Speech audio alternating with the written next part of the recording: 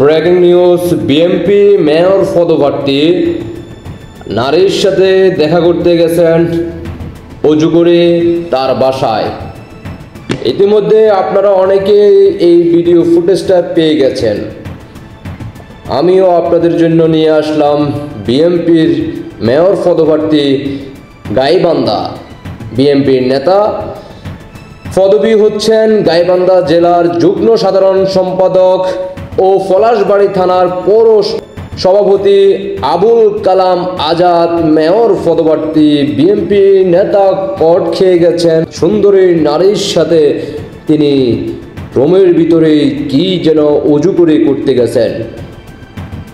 ইতিমধ্যে আপনারা সোশ্যাল মিডিয়াতে ভিডিওটা পেয়ে গেছেন, আমিও আপনাদের জন্য নিয়ে আসছি। আর সেই ভিডিওটা দেখতে হলে আপনারা কমেন্ট বক্সে আমি লিঙ্ক দিয়ে দিছি কমেন্টে, সেখানে গিয়ে ওই লিঙ্কে প্রবেশ করলেই সেই ভিডিওটা পুরোপুরি ভিডিওটা আপনারা দেখতে পারবেন। জয় বাংলার সৈনিক ভাই বোনেরা, ওই ভিডিওটা আপনারা আপনাদের ফেসবুক পেজে অথবা ফেসবুক প্রোফাইলে যে কোনো জায়গায় সেটা উড়াদুরা শেয়ার করে দেশবাসীকে দেখার সুযোগ করে দিবেন।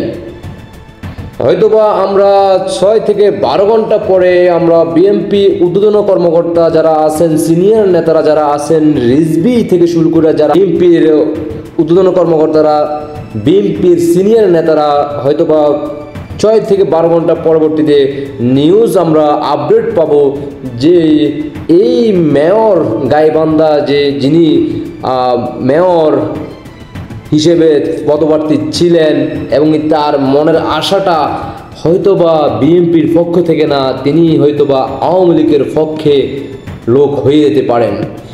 এমনই কিন্তু তথ্য যেটা আপনারা জানেন, কুমিল্লা মুরাদনগরের সেই হিন্দু নারীর বিষয়টা ইতিমধ্যে আপনারা জানেন। তো বিএনপির যত লোকে আপনারা নারীর সাথে সংগঠিত হবে, দুর্ঘটনা ঘটবে, আর যেটা সোশ্যাল মিডিয়াতে ভাইরাল হয়ে যাবে, টপিক হয়ে যাবে, আর সেটাই হয়ে যাবে আওয়ামী লীগের নেতাকর্মী। দেশবাসী এই মুহূর্তে দেশে প্রবাসে যেখান থেকে আপনি দেখতে থাকেন না কেন জানাতে পারেন কমেন্টে, আর দেশবাসীকে দেখার সুযোগ করে দিবেন। সাবধান থাকবেন সবাই, কারণ অজু করে এই ধরনের ভিডিওগুলো আপনারা দেখবেন।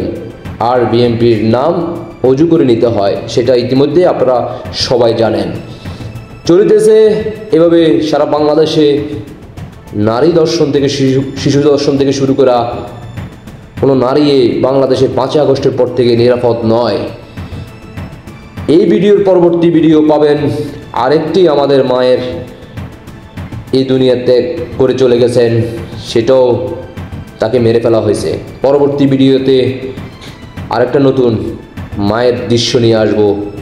সবাই ভালো থাকবেন, দোয়া করবেন, দেশকে রক্ষা করার জন্য সবাই গর্জে উঠুন, রুখে দাঁড়ান, প্রতিবাদে উত্তাল স্লোগানে রাজপথে ডাকা যাওয়ার জন্য প্রস্তুতি গ্রহণ করুন। আশা করি সবাই বুঝতে পারছেন। সবাইকে অসংখ্য ধন্যবাদ। বাংলাদেশ নিরাপদ শুধুমাত্র মাননীয় প্রধানমন্ত্রী শেখ হাসিনার হাতেই। বাংলাদেশ হাসবে যখন মাননীয় প্রধানমন্ত্রী শেখ হাসিনা দেশে ফিরে আসবে। ধন্যবাদ সবাইকে।